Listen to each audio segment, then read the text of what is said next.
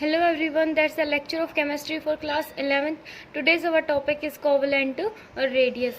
तो बच्चे इसका थोड़ा सा पोर्शन हमने कर लिया था.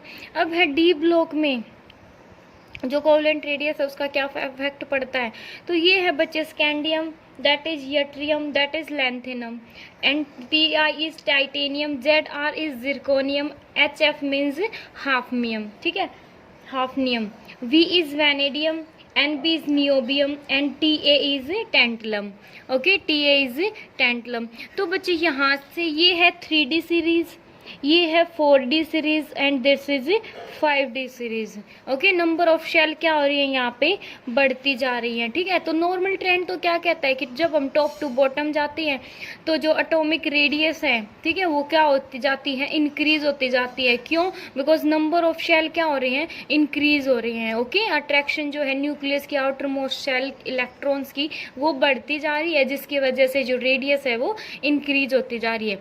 बट यहाँ पे हम क्या पढ़ रहे थे, हम पढ़ रहे थे exceptional case. Okay, general trend हमने देख लिया था टॉप टू बॉटम और लेफ्ट टू राइट क्या होता है. तो बच्चे वैसे तो यहाँ से इस सीरीज में जो ये जो ग्रुप 3 है इसमें तो जनरल ट्रेंड फॉलो होगा. जो नॉर्मल ट्रेंड है ना वो रेगुलर ट्रेंड फॉलो होएगा. मैं लिख देती हूँ यहाँ पे क्या होएगा, रेगुलर ट्रेंड फॉलो होएगा. ठीक है, इट मीन्स जो स्कैंडियम की जो रेडियस है वो ज़्यादा होएगी. ठीक है, स्कैंडियम की जो रेडियस है अगर हम यहाँ से देखें इसकी रेडियस कम होएगी किससे, यट्रियम से. ठीक है, वाई से. इसकी फिर इसकी रेडियस किससे कम होएगी, लैंथेनम से. ठीक है, मीन्स सबसे ज़्यादा रेडियस किसकी होएगी, इसकी, बिकॉज जनरल ट्रेंड फॉलो हो रहा है यहाँ पे. ठीक है, लेकिन अगर हम यहाँ पे ग्रुप 4th में जाते हैं, क्या ग्रुप 4th और ये क्या ग्रुप 5th. ठीक है, तो यहाँ पे जो टाइटेनियम है, टाइटेनियम की कम होएगी जिरकोनियम की से, लेकिन जो जिरकोनियम है जिरकोनियम की से ज़्यादा होफनियम की होनी चाहिए थी. लेकिन जिरकोनियम और होफनियम की ऑलमोस्ट सेम एटॉमिक रेडियस होती है. समझ आया? वैसे तो होफनियम की ज़्यादा होनी चाहिए जिरकोनियम से, बट इनकी क्या होती है, ऑलमोस्ट सेम होती है. यहाँ पे एक्सेप्शनल है. Next is vanadium. वैनेडियम की कम होएगी किससे, नियोबियम से. ठीक है, अब नियोबियम से ज़्यादा होनी चाहिए थी टैंटलम की. ठीक है, लेकिन इसकी और इसकी रेडियस क्या होती है, ऑलमोस्ट सेम होती है. ये क्यों सेम होती है इनकी एटॉमिक रेडियस, वो होती है ड्यू टू लैंथेनॉइड्स कॉन्ट्रैक्शन.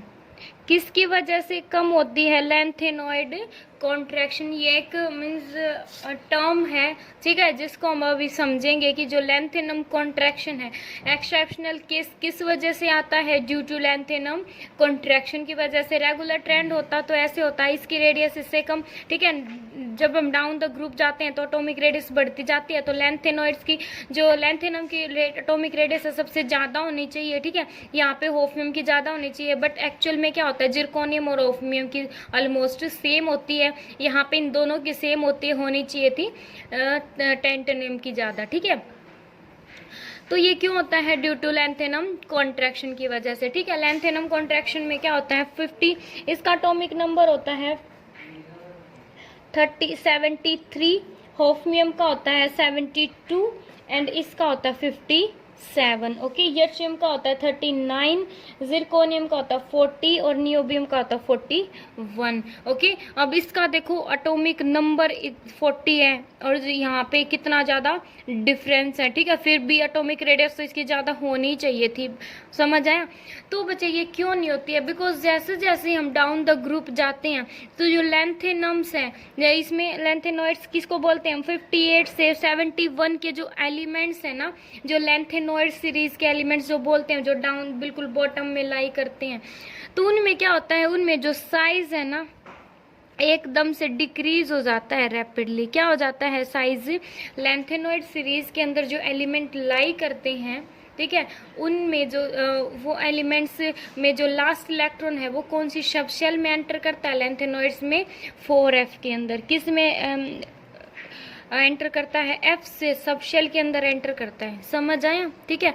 तो जैसे जैसे as we go in lanthanoids में जैसे हम जाते हैं फ्रॉम 58 to 71 एलिमेंट की तरफ जाते हैं, ठीक है, तो जो साइज है वो क्या हो जाता है, डिक्रीज हो जाता है रैपिडली। किसकी वजह से डिक्रीज होता है? होना तो क्या चाहिए, इंक्रीज होना चाहिए, बट वो डिक्रीज हो जाता है ड्यू टू लैंथेनॉइड कॉन्ट्रैक्शन की वजह से, ठीक है, जिसकी वजह से क्या हो जाएगा, साइज डिक्रीज हो जाएगा, जिसकी वजह से होफमियम का साइज क्या होता है, वो लेस होता है, ठीक है, इसका साइज कम है तो इसकी जो रेडियस है वो भी क्या हो जाती है, कम होती है, ठीक है, जिसकी वजह से जो ये 4D और जो 5D सीरीज है उसकी जो रेडियस होएगी ना वो क्या होगी, ऑलमोस्ट इक्वल होती है।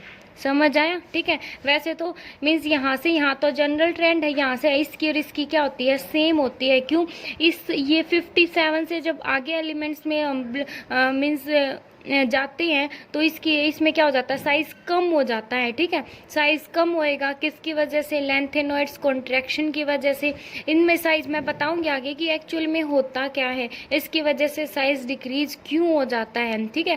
फिलहाल आप क्या टर्म याद रखो कि ये क्यों होता है, साइज इनका almost equal due to lanthanoids contraction की वजह से। इनका साइज लैंथेनॉइड कॉन्ट्रैक्शन की वजह से लैंथेनॉइड से जो आगे 58 से 71 तक के जो एलिमेंट्स का साइज कम हो जाएगा, उनका साइज कम है तो इसका भी क्या हो जाएगा, ऑटोमेटिकली कम हो जाएगा। और कितना साइज हो जाएगा, जितना जिरकोनियम का होता है। ओके, ऐसे ही सेम ट्रेंड इसमें होता है ग्रुप 5 में। ओके, अब ये क्यों होता है, फर्स्ट हम टर्म देखेंगे स्क्रीनिंग इफेक्ट।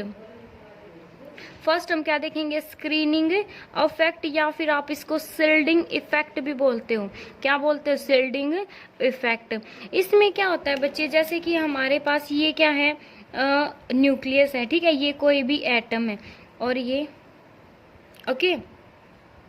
अब इसमें ये क्या, यहाँ पे क्या है, इलेक्ट्रॉन प्रेजेंट है, ठीक है, न्यूक्लियस के सराउंडिंग में यहाँ पे भी इलेक्ट्रॉन्स प्रेजेंट है। तो बच्चे स्क्रीनिंग इफेक्ट क्या होता है कि जो इनर इलेक्ट्रॉन है ना, ये क्या है, इनर इलेक्ट्रॉन, ठीक है, और ये क्या है, outermost electron, outermost shell electron, ठीक है। तो जो इनर इलेक्ट्रॉन है आउटर मोस्ट शेल इलेक्ट्रॉन्स के लिए एक शील्ड बना लेते हैं, जिसकी वजह से न्यूक्लियस का जो इफेक्ट है आउटर मोस्ट इलेक्ट्रॉन की तरफ नहीं हो पाता, ठीक है। मीन्स ये इलेक्ट्रॉन्स हैं वो इसकी तरफ इतने ज़्यादा शील्ड कर लेंगे न्यूक्लियस को अपने, मीन्स न्यूक्लियस को अपने अंदर छुपा लेंगे, जिसकी वजह से न्यूक्लियस जो है आउटर मोस्ट इलेक्ट्रॉन को अपनी तरफ अट्रैक्ट नहीं कर पाएगा। समझ आया? समझ आया? ठीक है। तो इनर इलेक्ट्रॉन क्या बना लेते हैं, एक शील्ड बना लेते हैं, मीन्स एक लाइक एक दीवार बना लेते हैं, जिसकी वजह से जो न्यूक्लियस है वो आउटर मोस्ट इलेक्ट्रॉन को अपनी तरफ अट्रैक्ट नहीं कर पाएगा, ठीक है। हम या फिर अपने अंदर उसको छुपा लेते हैं, ऐसे बोल सकते हैं। तो जो शील्डिंग इफेक्ट है एस सब शेल का सबसे ज़्यादा होता है, फिर पी का, फिर डी का और फिर एफ का। ये ऐसे एस का सबसे ज़्यादा क्यों होता है, ड्यू टू देयर शेप, इनकी शेप की वजह से, ठीक है। बिकॉज जो एस है उसकी शेप क्या होती है, स्फेरिकल होती है, ठीक है, स्फेरिकल शेप होती है, और ये किसके नियर होता है, बिल्कुल न्यूक्लियस के नियर होता है, ठीक है, जिसकी वजह से न्यूक्लियस के सबसे नज़दीक होता है एस, फिर होता है पी, फिर होता है डी, फिर होता है एफ, ठीक है। तो ये क्या करेगा, आउटर मोस्ट मीन्स इन ये जो यहाँ पे जो एस सब शेल है ये क्या करेगी, एस ये अब न्यूक्लियस को अपने तरफ इस टाइप से छुपा लेता है कि बाहर वाले इलेक्ट्रॉन्स का अफेक्ट न्यूक्लियस मीन्स फील ही नहीं कर पाता कि बाहर भी कोई इलेक्ट्रॉन है, मीन्स अट्रैक्शन कम हो जाती है बाहर वाले इलेक्ट्रॉन्स की, ठीक है, न्यूक्लियस से। तो पी है, पी इतना ज़्यादा मीन्स शील्ड नहीं कर पाता, क्यों, इसकी शेप कैसी होती है, डम्बल टाइप होती है, इस टाइप से। कैसी होती है इसकी शेप, इस टाइप से डम्बल शेप होती है ऐसे, ठीक है। तो इतना ज़्यादा मीन्स अच्छे से शील्ड नहीं कर पाएगा। जबकि डी है, डी की तो और ज़्यादा फोल्डेड शेप होती है, ठीक है, ऐसे ऐसे। समझ आया? ये मीन्स 4 फोल्डेड होती है, और एफ की तो 7 फोल्डेड होती है भाई, इस टाइप से 1 2 3 4 ऐसे, ठीक है, और भी ज़्यादा फोल्डेड होती है। तो मीन्स एफ तो क्या है, सबसे ज़्यादा दूर होता है न्यूक्लियस से। पहले तो एस नियर होता है, फिर उसके बाद होता है पी, देन डी, फिर एफ। ठीक है, मीन्स इनकी शेप्स की वजह से ये क्या होता है, इनका स्क्रीनिंग इफेक्ट हमें पता चलता है। ठीक है, एस का स्क्रीनिंग इफेक्ट ज़्यादा होता है। ठीक है, एस अच्छे से शील्ड कर पाता है। ठीक है, जिसकी वजह से एस का साइज मीन्स ज़्यादा होता है। ठीक है, सॉरी कम होता है, बिकॉज ये इसके नियर है ना, तो ये इलेक्ट्रॉन्स अच्छे से अट्रैक्ट कर पा रहा है न्यूक्लियस इनके एस वाले इलेक्ट्रॉन्स को, और पी वाले इलेक्ट्रॉन को इतने अच्छे से अट्रैक्ट नहीं कर पाएगा, जिसकी वजह से इसका साइज ज़्यादा होता है। ठीक है, पी में जो इलेक्ट्रॉन एंटर करेगा उनका साइज क्या हो जाएगा, उस एलिमेंट्स का साइज बड़ा हो जाएगा। ओके, अब नेक्स्ट है ये वर्क होएगा मल्टी इलेक्ट्रॉन सिस्टम में। ये नहीं कि एक इलेक्ट्रॉन है उसी में ऐसा कुछ होगा, नहीं। जिसमें एसपीडीएफ सभी शेल होंगे ना, उसमें होगा मल्टी इलेक्ट्रॉन सिस्टम में होगा, ये मल्टी इलेक्ट्रॉन सिस्टम में। ठीक है, अब बच्चे बात आती है लेंथेनॉइड कॉन्ट्रैक्शन की। अब है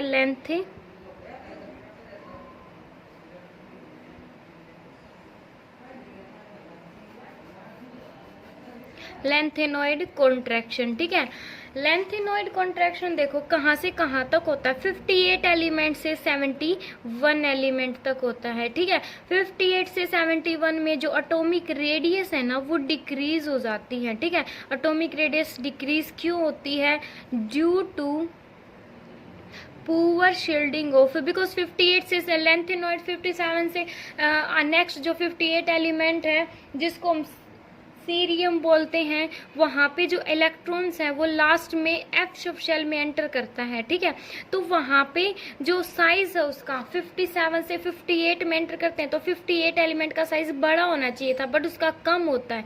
क्यों, due to lanthanum contraction, because poor shielding effect of f subshell, क्योंकि जो एफ सब शेल है उसका जो शील्डिंग इफेक्ट होता है ना, वो बहुत ज़्यादा कम होता है। कम होएगा तो जो न्यूक्लियस है वो बाहर वाले इलेक्ट्रॉन बाहर वाले इलेक्ट्रॉन को अच्छे से अट्रैक्ट ही नहीं कर पाएगा, साइज बड़ा हो जाएगा। अट्रैक्शन से साइज कम होता है ना, लेकिन अगर अट्रैक्शन हो ही नहीं रही तो साइज ऑटोमेटिकली इंक्रीज हो जाएगा। फॉर एग्जाम्पल ये है, ठीक है, ये क्या है, इलेक्ट्रॉन्स हैं, ये क्या है, इलेक्ट्रॉन्स हैं। ठीक है, अब ये 7 फोल्डेड ये क्या है, हमारा एफ सब शेल है। ओके, ठीक है, ये हमारी एफ सब शेल है। तो न्यूक्लियस है, एफ सब शेल है, उसका शील्डिंग इफेक्ट कम होता है तो ये मीन्स अच्छे से इलेक्ट्रॉन्स को, मीन्स जो आउटर मोस्ट इलेक्ट्रॉन है ना, इसे एफ सब शेल से मीन्स जो आउटर मोस्ट इलेक्ट्रॉन है अच्छे से वो शील्ड ही नहीं कर पाएगा मीन्स अपनी शेल को, जिसकी वजह से क्या होगा, आउटर मोस्ट जो इलेक्ट्रॉन है वो न्यूक्लियस से अच्छे से अट्रैक्ट हो जाएंगे। ठीक है, अच्छे से अट्रैक्ट हो जाएंगे तो क्या हो जाएगा, अट्रैक्ट हो जाएंगे तो साइज क्या हो जाएगा, डिक्रीज हो जाएगा। समझ आया। ठीक है, तो हम क्या लिख सकते हैं, it can not shield outer electron, इसका शील्डिंग इफेक्ट कम होता है ना, तो आउटर इलेक्ट्रॉन्स को शील्ड कर ही नहीं पाएगा इलेक्ट्रॉन्स को फ्रॉम न्यूक्लियस से। ठीक है, मीन्स यहाँ पे इतनी ज़्यादा शील्डिंग नहीं होगी, इतनी अच्छे से ये दीवार है वो नहीं बना पाएगा, जिसकी वजह से क्या होगा, ये जो इलेक्ट्रॉन्स हैं बाहर वाले वो न्यूक्लियस की तरफ क्या हो जाएंगे, from nucleus, hence electron will be more attracted, electron क्या हो जाएंगे, बहुत ज़्यादा अट्रैक्टेड हो जाएंगे towards nucleus. As a result size क्या हो जाएगा, डिक्रीज हो जाएगा। समझ आया। अब जितने इलेक्ट्रॉन्स आते जाएंगे उतनी ज़्यादा मीन्स न्यूक्लियस उतने अच्छे से अट्रैक्ट करेगा तो क्या हो जाएगा, साइज डिक्रीज हो जाएगा। दैट्स वाई जो होफमियम है जिसका एटॉमिक नंबर 72 होता है, उसकी रेडियस क्या होती है, ऑलमोस्ट इक्वल होती है उससे अपर वाले एलिमेंट से, जो दैट इज जिरकोनियम। ओके, तो ये होता है बच्चे लेंथेनम कॉन्ट्रैक्शन की, जो एफ सब शेल में जो इलेक्ट्रॉन्स हैं, मीन्स एफ सब शेल है वो अच्छे से शील्ड नहीं कर पाती आउटर मोस्ट इलेक्ट्रॉन को। ठीक है, जिसकी वजह से जो बाहर वाले इलेक्ट्रॉन है वो अच्छे से अट्रैक्ट हो जाते हैं न्यूक्लियस से, और वो साइज क्या हो जाता है, डिक्रीज हो जाता है। ठीक है, नेक्स्ट है हमारे पास आयनिक रेडियस। नेक्स्ट है क्या हमारे पास, आयनिक रेडियस। आयनिक रेडियस क्या होती है, देखो जैसे कि ये क्या हमारे पास कोई भी मेटल है, ठीक है, मेटल क्या करेगी, मेटल इलेक्ट्रॉन्स का लॉस करती है, ठीक है। अब यहाँ पे देखो मेटल ने इलेक्ट्रॉन का क्या किया, लॉस किया, तो ये क्या बन गया, कैटायन, ठीक है। अगर कोई भी मेटल है वो इलेक्ट्रॉन का गेन कर रही है, ठीक है, तो उसके ऊपर कैसा चार्ज आ जाता है, नेगेटिव, इसको हम बोलते हैं एनायन, ठीक है। अब इनमें से कैटायन का साइज छोटा होता है, इसकी रेडियस कम होती है, या एनायन की रेडियस कम होती है, हमें ये देखना है, या फिर एटम की रेडियस कम होती है, ठीक है। अब बच्चे ये क्या हमारे पास मेटल है, ठीक है, इसने मेटल इलेक्ट्रॉन्स को लॉस किया, इसके ऊपर पॉजिटिव चार्ज आया, that is called as cation, and electrons को लॉस कर दिया, ठीक है। यहाँ पे देखो ये क्या है, न्यूक्लियस, ठीक है। फॉर एग्जाम्पल इसमें कितने इलेक्ट्रॉन्स है, मान लो हमने कार्बन का एग्जाम्पल लिया, ठीक है, कार्बन का 2 4, ठीक है। इसके आउटर मोस्ट शेल में कितने इलेक्ट्रॉन हैं, 4 इलेक्ट्रॉन, हम अंदर वाले इलेक्ट्रॉन को शो नहीं कर रहे हैं, ठीक है। अब देखो इसमें कितने इलेक्ट्रॉन है, 4 इलेक्ट्रॉन है, ठीक है। फिर इसने एक इलेक्ट्रॉन को लूज कर दिया, एक इलेक्ट्रॉन को लूज कर दिया तो क्या हो जाएगा, इसमें कितने इलेक्ट्रॉन हो गए, 3 इलेक्ट्रॉन। अब यहाँ पे तो जो न्यूक्लियस है इसका चार्ज कितना हो जाएगा, 6, ठीक है। इसमें मीन्स जो 6 प्रोटॉन है 4 इलेक्ट्रॉन को अट्रैक्ट कर रहे थे, ठीक है। यहाँ पे 6 प्रोटॉन जो हैं वो 3 इलेक्ट्रॉन को अट्रैक्ट कर रहे थे, तो अट्रैक्शन किस में ज़्यादा कम होएगी, ऑब्वियसली इसमें ज़्यादा कम होएगी, ठीक है। तो यहाँ पे साइज क्या हो जाएगा, लार्ज हो जाएगा, और इसका साइज क्या हो जाएगा, कम हो जाएगा। कम क्यों हो जाएगा, बिकॉज यहाँ पे अट्रैक्शन ज़्यादा है। जो 6 प्रोटॉन है मीन्स न्यूक्लियर चार्ज कितना है इसका, जो न्यूक्लियर चार्ज है यहाँ पे ज़्यादा मीन्स कम है एज कंपेरिजन टू दिस। यहाँ पे तो 6 प्रोटॉन 4 इलेक्ट्रॉन को अट्रैक्ट कर रहे हैं, और यहाँ पे 6 प्रोटॉन ओनली 3 इलेक्ट्रॉन को अट्रैक्ट कर रहे हैं, तो यहाँ पे 6 प्रोटॉन 3 इलेक्ट्रॉन को अच्छे से अट्रैक्ट कर पाएंगे। अट्रैक्शन ज़्यादा हो जाएगी तो न्यूक्लियस और आउटरमोस्ट इलेक्ट्रॉन के बीच में तो साइज क्या हो जाएगा, कम हो जाएगा। तो ये क्या हमारा एटम है, समझ आया, ये क्या है, एटम है, ये उसका क्या है, कैटायन है, ठीक है। तो एटम का जो साइज है वो क्या होता है, ज़्यादा होता है उसके कैटायन साइज से, समझ आया, एटम का साइज क्या होता है, ज़्यादा होता है। अब नेक्स्ट एग्जांपल देखो एनाइन, ये क्या को है, कोई मेटल है वो उसने इलेक्ट्रॉन को गेन किया है, ठीक है, और उसके ऊपर साइज क्या, उसके ऊपर चार्ज क्या जाता है, नेगेटिव, ठीक है। फॉर एग्जांपल ऐसे ही हमने एग्जांपल लिया, ठीक है, हमने मान लो 4 इलेक्ट्रॉन है यहाँ पे, ठीक है। अब इसने एक इलेक्ट्रॉन को गेन कर लिया, इसने एक इलेक्ट्रॉन को गेन कर लिया, तो इसके ऊपर कितने इलेक्ट्रॉन आ जाएंगे, 5। तो यहाँ पे तो ये कार्बन का ये एग्जांपल है, 6 प्रोटॉन 4 इलेक्ट्रॉन को अट्रैक्ट कर रहे थे, यहाँ पे 6 प्रोटॉन 5 इलेक्ट्रॉन को अट्रैक्ट कर रहे हैं, तो अट्रैक्शन किस में ज़्यादा होगी, ऑब्वियसली इसमें ज़्यादा होएगी, ठीक है। किस में ज़्यादा होएगी, इसमें ज़्यादा अट्रैक्शन होगी, बिकॉज यहाँ पे तो 6 प्रोटॉन ओनली 4 इलेक्ट्रॉन को अट्रैक्ट करें, यहाँ पे इलेक्ट्रॉन ज़्यादा हो गए, इलेक्ट्रॉन ज़्यादा हो गए तो रिपल्शन भी तो हो सकता है, हो जाएगा ना, ठीक है, इलेक्ट्रॉन इलेक्ट्रॉन रिपल्शन भी हो सकता है। तो यहाँ पे साइज क्या हो जाएगा, मीन्स यहाँ पे अच्छे से इतना अच्छे से अट्रैक्ट नहीं कर पाएंगे यहाँ पे जितना कर रही हैं, ठीक है। तो हम बोल सकते हैं कि जो एनाइन का साइज ज़्यादा होता है किससे, एटम से, एनाइन का साइज ज़्यादा होता है उसके एटम से, ठीक है। अगर हम ओवरऑल लिखें, अगर हम ओवरऑल लिखें तो ऐसे लिख सकते हैं ना कि एनाइन का जो रेडियस है वो ज़्यादा होती है किससे, एटम से, और एटम की रेडियस किससे ज़्यादा होती है, कैटायन से। समझ आया, ये बन गया हमारा ट्रेंड, ठीक है। हमेशा याद रखना एनाइन की रेडियस क्यों छोटी होती है, क्यों ज़्यादा होती है, अभी डिटेल में करवा दिया, ओके।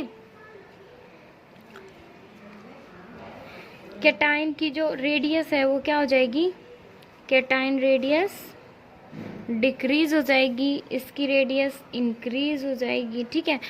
अब है जैसे कि अगर हमें क्वेश्चन दिया कि हाइड्रोजन, हाइड्रोजन प्लस और हाइड्रोजन माइनस, ठीक है, ये हाइड्रोजन का एटम है, ये हाइड्रोजन का कैटायन है, ये हाइड्रोजन का एनायन है, ठीक है। इसमें से अगर अगर हमें जनरल ट्रेंड पूछे किसकी रेडियस ज़्यादा होगी किसकी रेडियस कम होगी, तो हम कैसे बताएंगे, बिकॉज हाइड्रोजन एनायन की रेडियस सबसे ज़्यादा होगी, ठीक है, या फिर हाइड्रोजन एटम की, फिर हाइड्रोजन कैटायन की, ठीक है। इस टाइप से आप कर सकते हो। अगर ऐसे पूछे N3 n-3, n-2 और n-, इसमें क्या ट्रेंड फॉलो होएगा?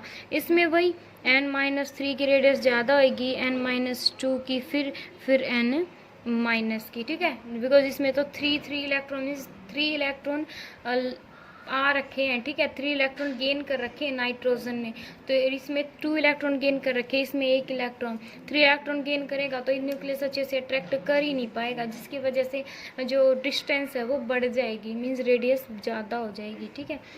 मीन्स जितना ज़्यादा पॉजिटिव चार्ज होगा उतना ज़्यादा उसका जो साइज़ है वो क्या हो जाएगा? कम हो जाएगा, और जितना ज़्यादा नेगेटिव चार्ज होगा उतना ही साइज़ क्या हो जाएगा? लार्ज हो जाएगा, मीन्स उतनी रेडियस बढ़ जाएगी। इसका साइज़ क्या है? इसमें चार्ज क्या है? मोस्ट नेगेटिव है, जितना नेगेटिव चार्ज उतना ही साइज़ बड़ा, जितना पॉजिटिव चार्ज उतना ही साइज़ छोटा। ओके, अब अगर हम ट्रेंड की बात करें कि जनरल ट्रेंड क्या होगा along a period, trend along a period, along a period बात करें तो अलोंग ए पीरियड क्या होगा? एटॉमिक रेडियस, जनरल ट्रेंड में तो भाई वही होएगा, एटॉमिक रेडियस डिक्रीज हो जाती है, रेगुलर ट्रेंड फॉलो होता है। अगर हम अलोंग एक ग्रुप बात करें, कहाँ पे बात करें अलोंग ग्रुप बात करें तो क्या होगा? एटॉमिक रेडियस से इंक्रीज हो जाती है, ठीक है। लेकिन अगर चार्ज जैसे कि ऐसे हो Na+, Mg2+, Al3+, तो यहाँ पे हम क्या करेंगे? एलिमेंट भी अलग अलग है, ठीक है, चार्ज भी अलग अलग है, तो यहाँ पे जो जनरल ट्रेंड है वो फॉलो नहीं होगा। ओके, अब इसके लिए हम क्या करेंगे? Let's see. अब देखो बच्चों, नेक्स्ट इज लिथियम प्लस है, फिर सोडियम पॉजिटिव है, K+, potassium plus, rubidium plus. इसमें क्या होएगा? इसमें होएगा नंबर ऑफ शेल देखेंगे हम, नंबर ऑफ शेल किस में ज़्यादा है उसकी जो रेडियस है वो उतनी ही ज़्यादा होगी। इट मीन्स जो रुबीडियम है उसकी रेडियस सबसे ज़्यादा, then potassium, then sodium, then lithium. Okay, हम क्या दें? जैसे नंबर ऑफ शेल ज़्यादा हो उसमें नंबर ऑफ उसका रेडियस उतना ही ज़्यादा होगा। फिर एक सीरीज एक आती है term iso electronic series, iso electronic series. Iso का मतलब होता है सेम, इलेक्ट्रॉनिक मीन्स इलेक्ट्रॉन जिसमें सेम नंबर ऑफ क्या हो? Having same number of electron present हो। ओके, फॉर एग्जाम्पल अब जो साइज होता है बच्चे वो डायरेक्टली इनवर्सली प्रोपोर्शन होता है न्यूक्लियर चार्ज की।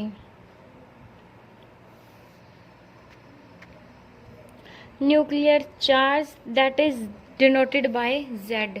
ओके, इसका मतलब क्या है कि जितना न्यूक्लियर चार्ज, जितना चार्ज ज़्यादा होगा न्यूक्लियस के ऊपर, ठीक है, जितना चार्ज ज़्यादा होगा उतना ही साइज़ क्या हो जाएगा? मीन्स चार्ज ज़्यादा मीन्स अट्रैक्शन ज़्यादा, अट्रैक्शन ज़्यादा है तो साइज़ ऑटोमेटिकली डिक्रीज हो जाएगा, ठीक है। अगर चार्ज कम है तो साइज़ क्या हो जाएगा? इंक्रीज हो जाएगा। ये क्या है? Both are inversely proportional to each other, ठीक है। फॉर एग्जाम्पल हमें दे रखे हैं, एक क्वेश्चन है, हमें दे रखा है O2 negative, nitrogen 3 negative, fluorine 1 negative, sodium 1 positive and magnesium 2 positive. तो आप देखना क्या इनके अंदर same number of electron present है? एटॉमिक नंबर कितना होता है? 8। 2 इलेक्ट्रॉन इसने क्या कर रखे हैं? गेन। तो टोटल इलेक्ट्रॉन कितने हो गए आउटर मोस्ट शेल में? 10 इलेक्ट्रॉन। टोटल इलेक्ट्रॉन क्या है? इतने कितने इसके पास? 10 इलेक्ट्रॉन है। नाइट्रोजन एटॉमिक नंबर 7, 3 गेन कर रखे हैं 10 इलेक्ट्रॉन। मीन्स इनमें सभी में क्या क्या है? 10 इलेक्ट्रॉन प्रेजेंट है। इसने लॉस कर रखा है तो कितने इलेक्ट्रॉन रह गए इसके पास? 10 इलेक्ट्रॉन रह गए। ओके, तो इसमें क्या हो जाएगा बच्चे? जितना साइज, इसमें जितना न्यूक्लियर चार्ज ज़्यादा होगा, न्यूक्लियर चार्ज मीन्स इसका एटॉमिक नंबर क्या होता है? 9, that is 11, that is 12। Means इसमें 12 प्रोटॉन प्रेजेंट है, इसमें 11 प्रोटॉन, इसमें 9 proton, 7 proton and 8 proton. Means यहाँ पे न्यूक्लियर चार्ज ज़्यादा है, 12 प्रोटॉन, कितने प्रोटॉन प्रेजेंट है? 12 प्रोटॉन प्रेजेंट है, ठीक है।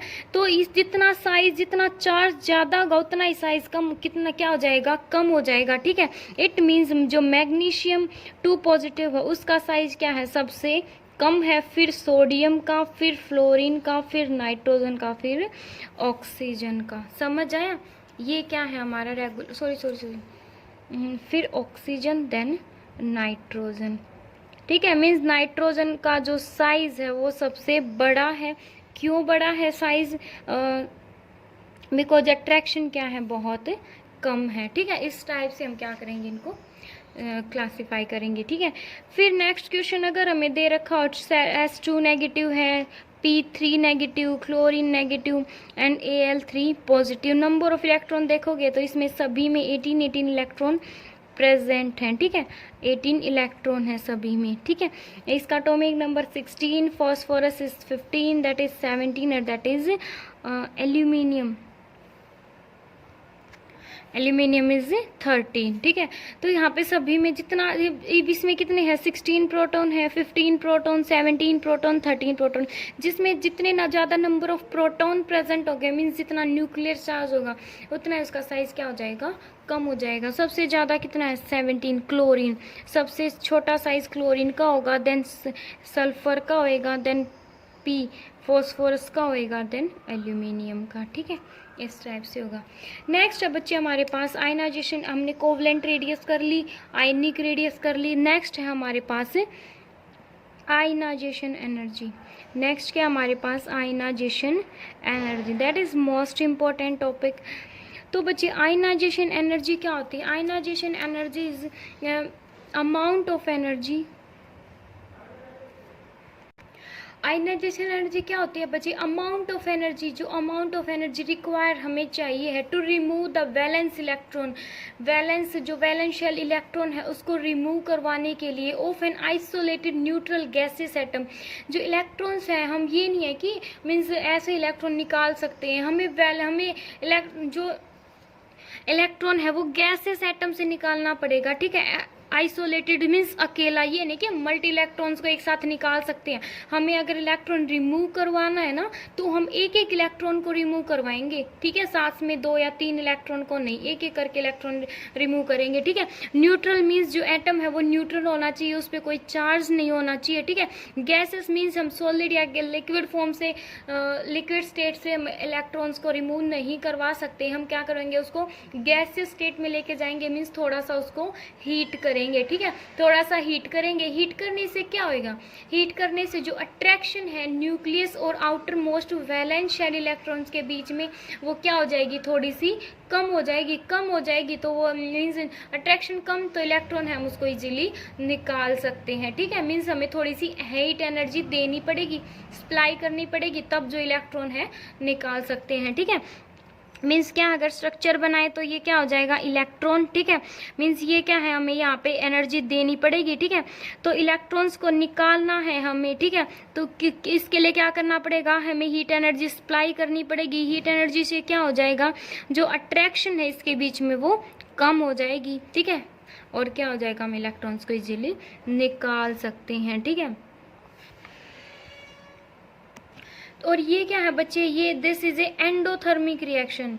ये क्या है, एक एंडोथर्मिक रिएक्शन है। दो जो हीट ऑफ रिएक्शन 2 टाइप की होती है, एक तो endothermic and heat of reaction denoted by delta H. ठीक है, तो यहाँ पे जो डेल्टा एच है वो क्या होती है, पॉजिटिव होती है, बिकॉज हमें इसमें एनर्जी सप्लाई करनी पड़ती है। समझ आए, इसमें हमें एनर्जी क्या करनी पड़ती है, सप्लाई करनी पड़ती है, तब जाके जो इलेक्ट्रॉन है हम रिमूव करवा सकते हैं। ठीक है, तो यहाँ पे डेल्टा एच क्या होती है, पॉजिटिव होती है। अगर आप इसकी यूनिट निकालो तो क्या हो जाएगी इसकी यूनिट, नेक्स्ट करते हैं। आयनाइजेशन एनर्जी की यूनिट होती है इलेक्ट्रॉन वोल्ट पर एटम। ठीक है, या फिर आप लिख सकते हैं इसको किलो जूल पर मोल। ठीक है, तो और 1 इलेक्ट्रॉन वोल्ट होता है 1.6 मल्टीप्लाई 10⁻⁻19 जूल। ठीक है, और या फिर 1 इलेक्ट्रॉन वोल्ट पर एटम है, उसकी वैल्यू हो जाएगी 96 किलो जूल पर मोल। ठीक है, अगर ऐसे किसी में भी क्वेश्चन पूछ रखा हो तो आप कन्वर्ट कर सकते हो। ठीक है, इट मीन्स इसका मतलब क्या है, 1 किलो 1 मोल मीन्स 1 मोल में से, ठीक है, एक इलेक्ट्रॉन को निकालने के लिए जितनी एनर्जी हमने सप्लाई की, ठीक है, उसको बोलते हैं आयनाइजेशन एनर्जी। ठीक है, अब नेक्स्ट टर्म है हमारे पास सक्सेसिव आयनाइजेशन एनर्जी। ठीक है, successive ionization energy. For example जैसे ये क्या है, हमारे पास मेटल है, एक इलेक्ट्रॉन, ठीक है, इलेक्ट्रॉन रिमूव कर दवा दिया, इसके ऊपर क्या आ गया, पॉजिटिव चार्ज आ गया, इसको हम बोलते हैं आयनाइजेशन एनर्जी फर्स्ट। ओके, फिर नेक्स्ट है ये, इसमें से फिर हमें जो ये एक इलेक्ट्रॉन इसने लूज किया था, कैटाइन में से एक इलेक्ट्रॉन को रिलीज हो जाएगा, ठीक है, इसमें से रिलीज हो जाएगा, तो इसके ऊपर कैसा चार्ज आ जाएगा, that is +2, that is called as ionization energy second. अगर हम फिर क्या है 2+ में से एक इलेक्ट्रॉन को निकालेंगे तो इसमें कैसा चार्ज आ जाएगा, 3+, that is called as ionization energy third. तो इसमें एक क्वेश्चन आता है कि किसी भी एलिमेंट की जो आयनाइजेशन सक्सेसिव आयनाइजेशन एनर्जी, उसमें से कौन सी आयनाइजेशन एनर्जी ज़्यादा होती है। अब बताओ मुझे, आयनाइजेशन एनर्जी फर्स्ट ज़्यादा होती है, सेकंड ज़्यादा होती है, या थर्ड ज़्यादा होती है, ठीक है। तो बच्चे कैसे पता लगाएंगे हम, तो यहाँ पे देखो, यहाँ पे मान लो हमारे पास 6 इलेक्ट्रॉन हैं, ठीक है, यहाँ पे मान लो हमारे पास 7, ये क्या है, न्यूक्लियस है, इसमें 7 इलेक्ट्रॉन प्रेजेंट थे, 1 2 3 4 5 6 7 इलेक्ट्रॉन प्रेजेंट थे। हमने एक इलेक्ट्रॉन, हमने इसको एनर्जी सप्लाई करी, ठीक है, एनर्जी सप्लाई की, और यहाँ से एक इलेक्ट्रॉन को रिमूव करवा दिया, एक इलेक्ट्रॉन को रिमूव करवा दिया, ठीक है, और एक इलेक्ट्रॉन को रिमूव करवाने के लिए जितनी एनर्जी हमने दी उसको हम क्या बोलते हैं, आयनाइजेशन एनर्जी। हमने एक इलेक्ट्रॉन को रिमूव करवाया है तो यहाँ पे इसको क्या बोलेंगे, फर्स्ट आयनाइजेशन एनर्जी। तो ये क्या हो जाएगा, कितने इलेक्ट्रॉन बच जाएंगे, यहाँ पे 6 इलेक्ट्रॉन बच जाएंगे, ठीक है। यहाँ पे तो कितने इलेक्ट्रॉन थे, 7 इलेक्ट्रॉन, हेयर इज 6 इलेक्ट्रॉन। तो यहाँ पे जो न्यूक्लियस है वो 7 इलेक्ट्रॉन को अच्छे से होल्ड करेगा या 6 इलेक्ट्रॉन को, तो ये 6 इलेक्ट्रॉन को अच्छे से अट्रैक्ट कर पाएगा। ये तो यहाँ पे अट्रैक्शन क्या हो जाएगी, बहुत ज़्यादा हो जाएगी, अट्रैक्शन ज़्यादा हो जाएगी। तो यहाँ पे देखो अब क्या है, M+ सेम फिगर बनेगा, 1 2 3 4 5 6, ठीक है। अब यहाँ से हमें इलेक्ट्रॉन निकालना है, क्या हम जितना इजीली हमने यहाँ पे मान लो 500 जूल एनर्जी हमने सप्लाई की, ठीक है, तो क्या यहाँ पे भी उतनी 500 जूल एनर्जी सप्लाई करने से काम चल जाएगा, नहीं भाई नहीं चलेगा, बिकॉज यहाँ पे अट्रैक्शन इसके कंपैरिजन में कम थी। यहाँ पे क्या है, 6 इलेक्ट्रॉन, जो न्यूक्लियस है वो 6 इलेक्ट्रॉन को अट्रैक्ट कर रहा है, यहाँ पे 7 इलेक्ट्रॉन को अट्रैक्ट कर रहा था, तो 6 इलेक्ट्रॉन को और अच्छे से अट्रैक्ट कर पाएगा, जिसकी वजह से हमें यहाँ पे अगर 5 दे रहे हैं यहाँ पे, तो मे बी हमें 700 किलो जूल एनर्जी सप्लाई करनी पड़ेगी, ठीक है। तो यहाँ सेकेंड आयनाइजेशन एनर्जी क्या हो गई, हमारी ज़्यादा हो गई फर्स्ट से, बिकॉज हमें यहाँ पे ज़्यादा एनर्जी सप्लाई करनी पड़ रही है, ठीक है। तो यहाँ पे एक इलेक्ट्रॉन यूज किया तो इसमें कितने इलेक्ट्रॉन आ गए, 5 इलेक्ट्रॉन, 1 2 3 4 5, ठीक है। साइज भी क्या हो गया, छोटा हो जाएगा ना, अट्रैक्शन ज़्यादा हो गई। तो यहाँ पे ionization energy second is more than first. तो यहाँ पे 2 में से अब M2 पॉजिटिव में से इलेक्ट्रॉन निकालने हैं, तो कितना है इसका, इसमें कितने इलेक्ट्रॉन हैं, मान के चले हैं 1 2 3 4 5, ठीक है। अब यहाँ पे तो 5 इलेक्ट्रॉन है भाई, अब न्यूक्लियस 5 इलेक्ट्रॉन को तो और अच्छे से अट्रैक्ट कर पाएगा as comparison to this and this, okay. तो यहाँ पे इलेक्ट्रॉन, यहाँ पे अगर 5 दे रहे हैं, यहाँ पे 700 दे रहे हैं, तो यहाँ पे तो हमें मे बी 900 क्या 1000 जूल एनर्जी सप्लाई करनी पड़ेगी, बिकॉज अट्रैक्शन क्या है, ज़्यादा है, ज़्यादा अट्रैक्शन है, ठीक है, ज़्यादा न्यूक्लियर चार्ज ज़्यादा है, अट्रैक्शन ज़्यादा है, जिसकी वजह से क्या हो जाएगा, ज़्यादा एनर्जी, हीट एनर्जी सप्लाई करेंगे, तब इलेक्ट्रॉन क्या होगा, रिमूव करवा सकते हैं, ठीक है। तो इसलिए हम बोल सकते हैं कि जो आयनाइजेशन एनर्जी वो जो थर्ड है वो ज़्यादा होती है than ionisation energy second, than ionisation energy first, okay. क्यों होती है, बिकॉज इस केस में बहुत ज़्यादा अट्रैक्शन होती है as comparison to this and this.